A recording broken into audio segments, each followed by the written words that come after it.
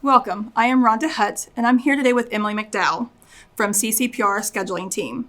Emily's going to answer some commonly asked questions from our parents. Hi, Rhonda. How are you? I'm good. Emily, please tell us a little bit about yourself and how long you've been with CCPR. So I'm a scheduler with CCPR. I actually started April 2014, so I've been here since day one.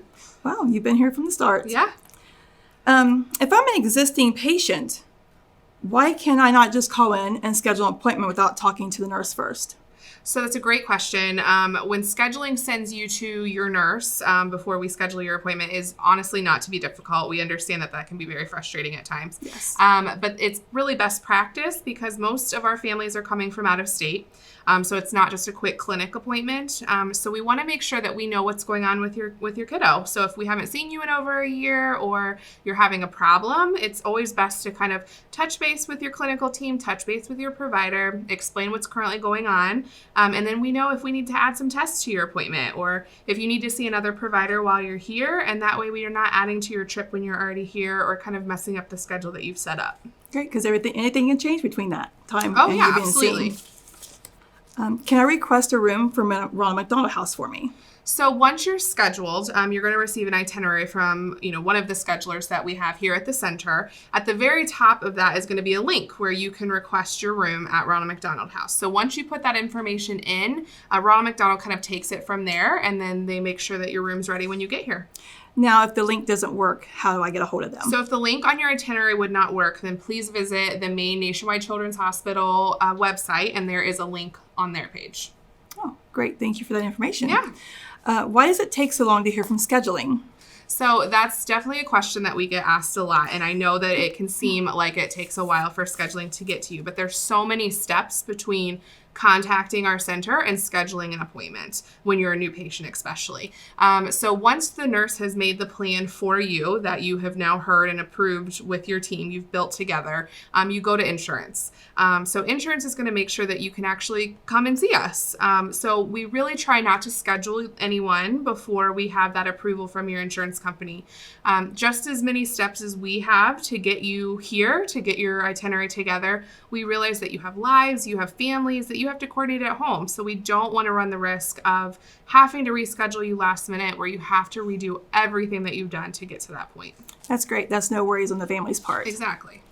If I have to reschedule due to insurance or need to reschedule for myself, how soon can I be seen? So it's a really tricky question, and it's different for every patient. So if you're coming for a quick clinic appointment, most likely the turnaround time to get you a new appointment is going to be a little quicker. However, if you have a whole week's worth of testing or, multiple tests and surgeries, it's going to take a little longer because we have to deal with everyone's availabilities. We do our best to get you in, the next available appointment that we can, but we have to re-coordinate your testing and your multiple providers. We work really hard to make sure that you see everyone you need to see, and normally one clinic visit. So you get multiple disciplinaries in one appointment versus having to extend that through.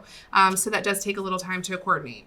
If you're being rescheduled due to insurance, we need to work that problem out before we reschedule you again. You re-coordinate getting everything to be able to come to Ohio. And so we want to make sure that problem's taken care of. So we're going to refer you to our insurance department, get those problems taken care of, and then you'll come back to scheduling. Oh, perfect. So one stop for everything. Yes.